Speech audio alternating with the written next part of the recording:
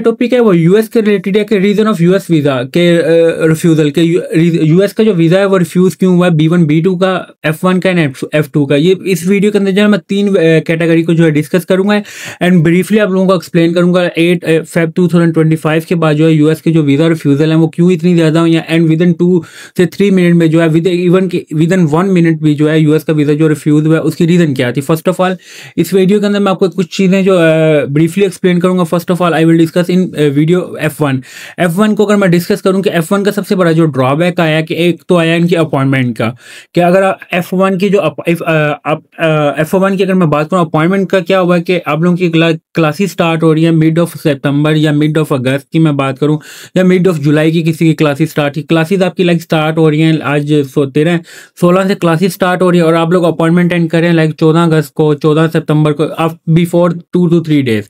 एक तो रीजन ये थी कि आप लोगों को अपॉइंटमेंट का बड़ा इशू आया था इस साल जो 2024 या 2023 में जो है ये इशू नहीं था।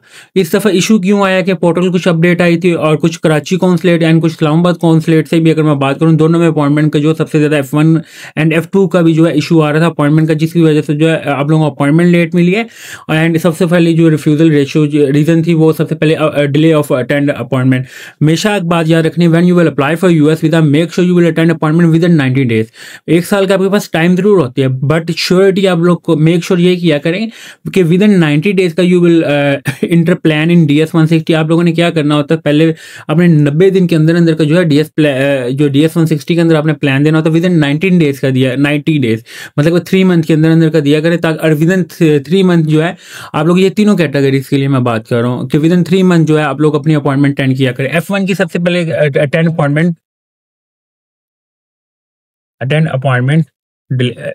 ये मैं आपको थोड़ा सा जिनका F1 की मैं बात करूं इस वीडियो के अंदर फर्स्ट ऑफ ऑल कि F1 के सबसे पहले वीजा जो रिफ्यूजल की रीजन थी F1 की मैं इस वीडियो के अंदर पहले बता रहा हूँ कि F1 की जो रीजन सबसे ज़्यादा रिफ्यूजल रेशियो आई और सबसे ज़्यादा अगर मैं बात करूँ कि 75,000 स्टूडेंट्स ने जो है इस साल यूएस का वीज़ा अप्लाई किया था जिसमें से जो है 72 से 73,000 जो वीज़ा जो है यूएस के जो रिफ्यूज हुए कराची एंड इस्लामाबाद कॉन्सुलेट की मैं बात करूँ।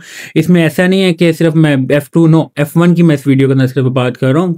F1 का जो 75,000 जो है यूएस का अप्लाई हुआ था स्टडी वीजा जिसमें बैचलर मास्टर एंड PhD है, उसमें से 73,000 जो स्टूडेंट्स हैं उनका वीजा रिफ्यूज हुआ है। फर्स्ट अपॉइंटमेंट डिले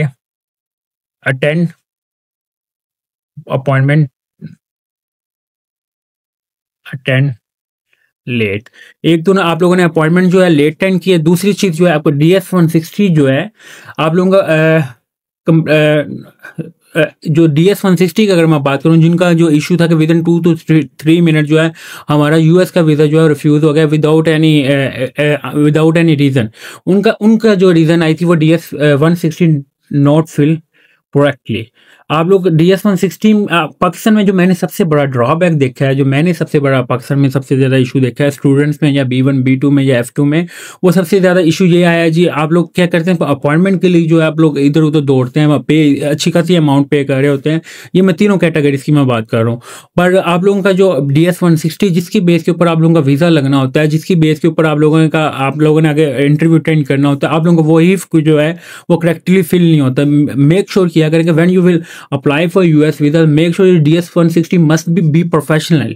आपका बी प्रोफेशनल अगर DS 160 होगा मेक श्योर कि आप लोगों ने जब भी DS 160 फिल करना है तो कोई भी माइनर सी भी मिस्टेक जो है आप लोग अपनी DS 160 में ना किया करें। बेशक ये तीनों कैटेगरीज के लिए मैं कह रहा हूँ DS 160 जो है मोस्टली जो है 90 to 95% लोगों को जो सबसे ज़्यादा जो ड्रॉबैक आया है वो जो मैंने तीनों कैटेगरी में सबसे ज़्यादा ये चीज़ देखी है DS 160। आप लोगों ने क्या किया यूएस का वीज़ा अप्लाई किया जो अपॉइंटमेंट की तरफ दौड़ते जाते हैं विद इन 30 to 45 मिनट में आप लोग DS 160 फिल कर लेते हैं एंड यू सेड कि हम DS 160 कौन सा मुश्किल, it is simple, it is not simple. Make sure कि आप लोग अगर DS 160 को अगर आप टेक्निकली देखें तो आप लोग 2 दिन में भी जो है DS 160 फिल नहीं कर सकते।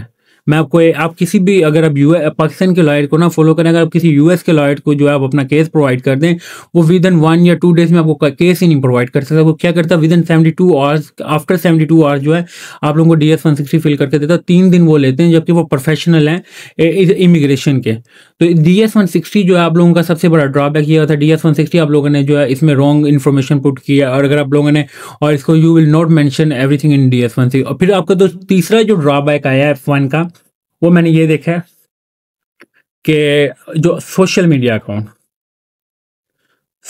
अकाउंट आप लोगों के क्या थे कि आप लोगों ने जब भी सोशल मीडिया अकाउंट्स, जब भी आपने यूएस का वीज़ा अप्लाई करना है, तो make sure your all social media account must be in public.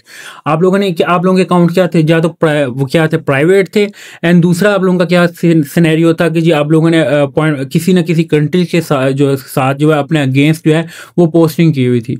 ये मैं आप लोगों को बार बार या आपकी फैमिली में से किसी बंदे ने किया। जब भी सोशल मीडिया जो है फाइंड आउट करेंगे, जब भी वो सर्च करेंगे, वो आप लोगों को अकेले को नहीं देखेंगे।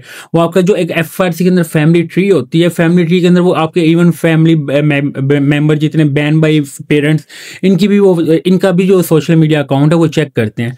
फिर अगर मैं फोर्थ बात करूं, आप लोगों ने जो अपनी जो डॉक्यूमेंटेशन है, यू विल नॉट करेक्टली, और इसमें आप लोगों ने डॉक्यूमेंटेशन जो आप लोगों ने प्रॉपरली नहीं की। इवन कि आपके लोगों के स्पॉन्सर की जो बैंक स्टेटमेंट थी जी 2-2 करोड़ थी, 1.5 करोड़ थी, but your US visa has been refuse. ये 3 से 4 चीजें जो हैं जिस वजह से जो मेन पॉइंट है, जो DS-160 नॉट फिल करेक्टली, जिस वजह से आप लोगों का जो है यूएस का वीजा जो है रिफ्यूज है। अब मेक श्योर आप लोगों ने नेक्स्ट स्टेप करना क्या है, यू विल अप्लाई। ये काम नहीं करना आप लोगों ने कि आप लोग आज रिफ्यूजल लेके आए तो you will apply for next year. No, it is wrong. आप लोगों ने क्या करना है, you will apply after 90 days। You will not apply before.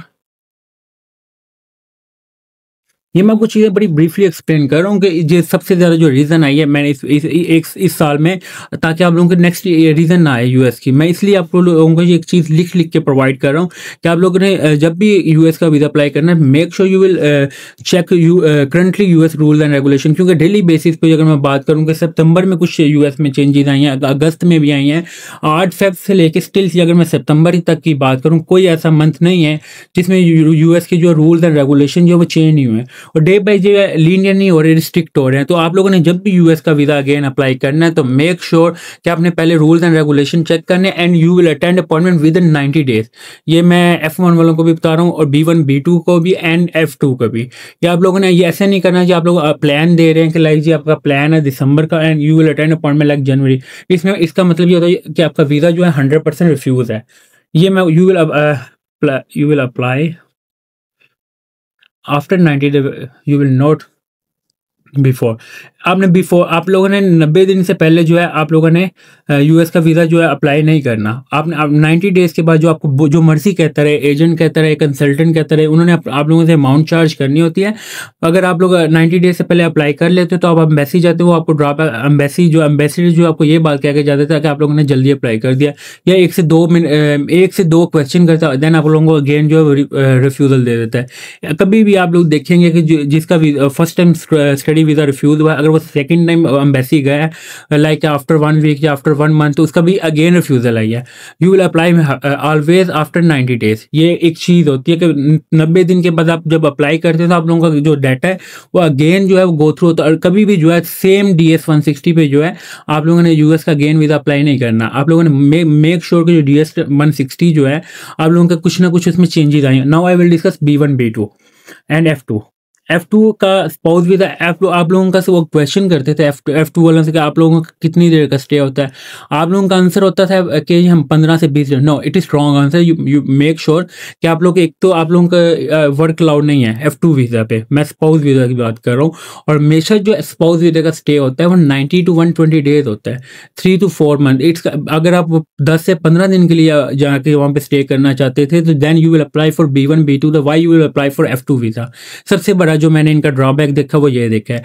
And you will not mention correctly कि आप लोगों के हस्बैंड की जो है या मिसिस की जो है वो कैटेगरी क्या है, इमिग्रेंट है या नॉन इमिग्रेंट है, ये भी आप लोगों को जो आप चीज़ें कंफर्म नहीं होती, या पीआर है।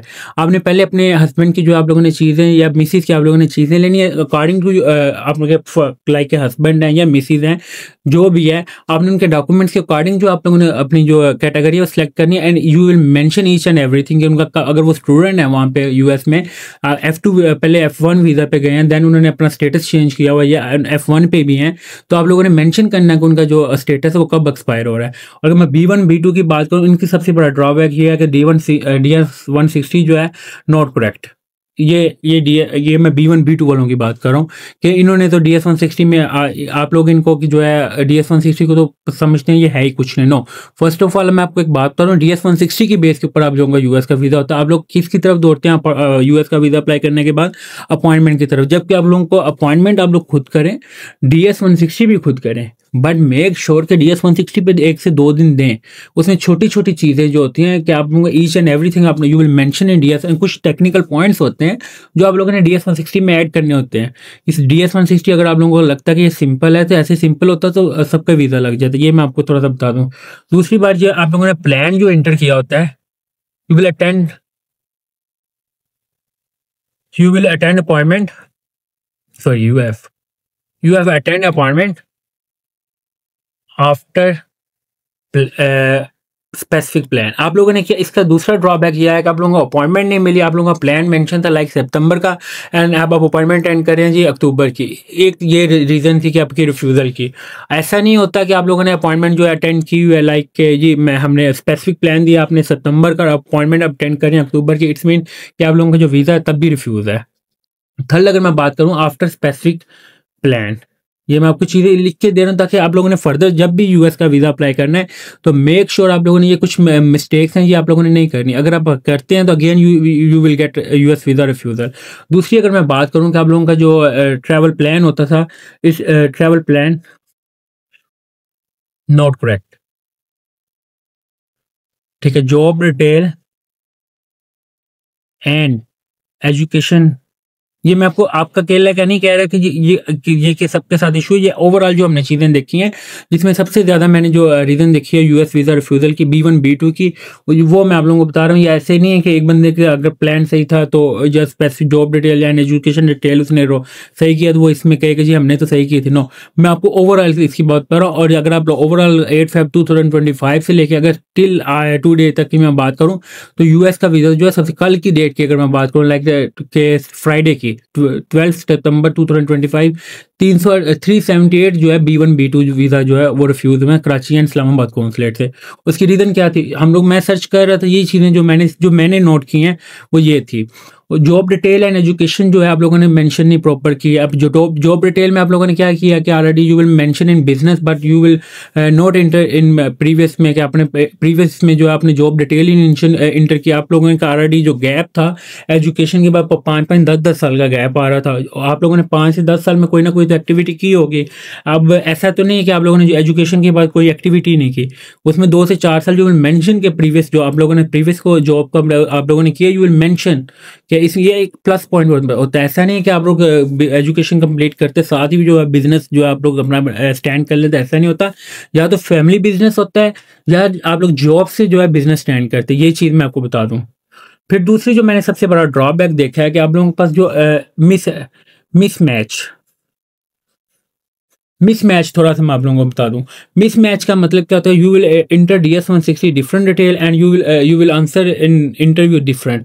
आप लोगों ने DS160 एंड जो आपका आंसर है इंटरव्यू के दौरान ये दोनों डिफरेंट होते हैं। इसमें इसकी वजह भी से जो है मैंने सबसे ज़्यादा जो यूएस की जो रिफ्यूज़ल है वो देखी है कि आप लोगों ने DS160 में आपने क्या लिखा होता है और इंटरव्यू में आप आंसर क्या देते हैं। और एक बिजनेसमैन का जो है इस बार बिजनेस का जो वीज़ा सबसे ज़्यादा रिफ्यूज़ होने की रीज़न क्या है, इनके पास वेबसाइट नहीं है। मेक श्योर आपने करना कि आप जब भी यूएस का वीज़ा अप्लाई करें एंड यू विल इंटर के आई एम बिजनेसमैन, और आप लोगों के पास ऑफिशियल जो है वेबसाइट भी ना हो, आप लोग ऑलरेडी रजिस्टर्ड हो एफबीआर के अंदर भी और एससीसीपी में भी रजिस्टर्ड हो और आपके चैम्बर ऑफ कॉमर्स में भी हो, बट आपकी वेबसाइट नहीं है, आपके पास ऑफिशियल कोई चैनल ही नहीं है जिसमें आप लोगों को जो है शो करवाते हैं, ट्रस्ट करवाते हैं, आप लोगों के पास लेटर हेड है, ईच एंड एवरीथिंग है, ये उन लोगों के लिए बेसिकली आपको बिजनेस में ये चीज़ रिक्वायर्ड है या नहीं है। बट आप जब भी यूएस में किसी मीटिंग के लिए जाएंगे या आप किसी कॉन्फ्रेंस स्टैंड के लिए बात कर रहे हैं, उसके लिए वेबसाइट जो है रिक्वायर्ड होती है। किस लिए? आपकी वेबसाइट के थ्रू ही जो क्लाइंट्स है यूएस के जो है गोरे जिसे हम कहते हैं, वो आप लोगों से चीज़ें डिस्कस करते हैं। ऐसा नहीं है कि आप लोग विदाउट जो ज़बानी कलामी उनको चीज़ें वो कैटालॉग प्रोवाइड करते हैं, अब वो थ्रू वेबसाइट ही वो आप लोगों की चीज़ जो कैटालॉग है वो सिलेक्ट करते हैं। Thank you for watching leadership take YouTube channel को सब्सक्राइब लाजमी करें ताकि डेली बेसिस पे जो है मैं यूएस के आपको लेटेस्ट अपडेट प्रोवाइड करता रहूँ। Thank you for watching. अल्लाह हाफिज़।